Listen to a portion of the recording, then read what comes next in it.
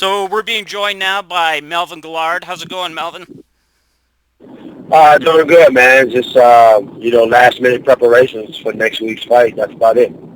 For sure. And just talk about the move to the new camp. Do you feel like this is a new beginning for you? Well, I mean, it's kind of the same feeling I had when I first went to Greg's. When I first went out to Albuquerque and started a new camp, new team, new vibe. It's kind of the same feeling, man. I mean, Coach Trevor, I met him through Greg, and he's just as great of a coach as Coach Greg Jackson, I think. And I think coming here to Denver was probably the best thing for my career. I'm kind of glad I didn't really end up back at Jackson's. Now that I'm here, and I just feel like everything's in place. I mean, I've been here in Denver since April 2nd, so I've definitely made some sacrifices, in order to get things back on track with my career. Because I still live in South Florida. My wife's still there, and she's working, so I've been away from my wife literally almost 4 months. I've only seen her twice since I've been gone, and when you make those kind of sacrifices, it's hard. It's going to be hard to beat a guy like me when I got to make those kind of sacrifices. Any added pressure for this fight?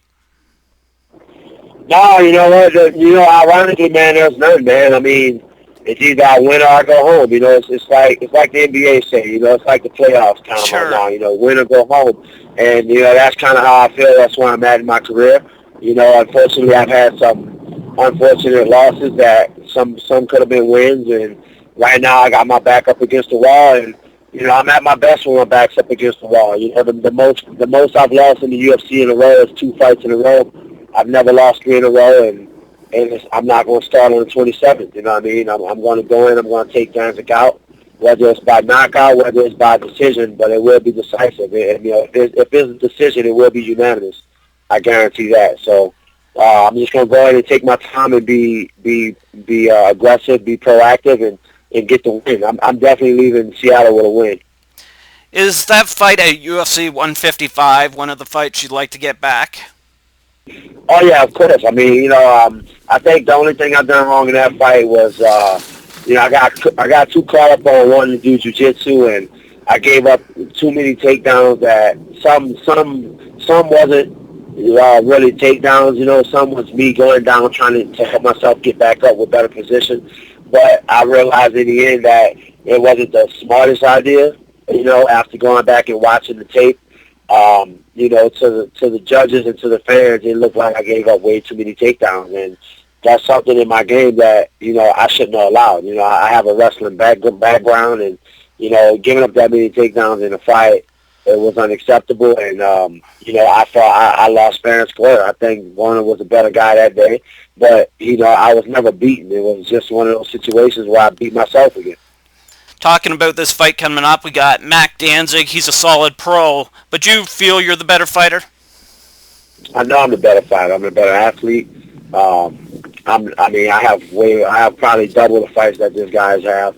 One thing about me when I step in there, I probably have more ring experience than 90% of the people I fight. I'm not taking anything from Danzig. Danzig's a tough guy. I've watched his career.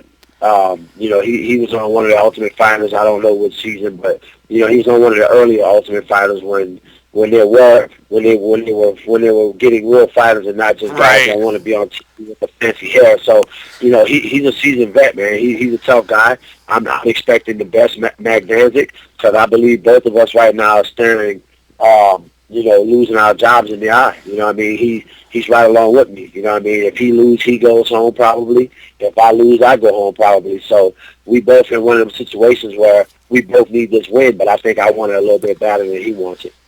There's a guy in mixed martial arts that when I think of you, I think of him, and that's Josh Burkman, and he's really put a run together later on in his career. Do you see that in your future? Yeah, of course. I mean, me and Burkman, I lived with Burkman right after Katrina. He was, when Dana called me and asked me where I want to go, he was the first person I thought of. I've always looked up to him like a big brother, and I'm so proud of him right now. He's excelled in so many areas, and it feels good to see him do good and do great. He came up with this fight style called American Jiu-Jitsu when we were young, when we were on Ultimate Fighter. Right. And, that's been my fighting style since he came up with it. It was his idea. It was his style. And, I just mimicked off of him. And, to see him knock out Fence and see him knock out Simpson, he's knocked out some top contenders, man. And, that's a big accomplishment. And his game has evolved so much. I'm proud to say he's my big brother. He's really showing he's the people's champion. Awesome stuff, man. So before we let you go, give us a prediction. I guess you already called it early on. It's going to be a knockout? Well, you know me, man. I'm always looking for the knockout. That's the way I fight. That's the way I'm always going to fight. But for me, man, whatever happens, happens. As long as I'm getting my hand raised at the end. But I want to make sure I have an exciting fight. I'm tired of these decision losses. I'm tired of going to decisions with guys. I want to get back to finishing fights, and that's when I'm at my best. So I'm expecting first, second round knockout.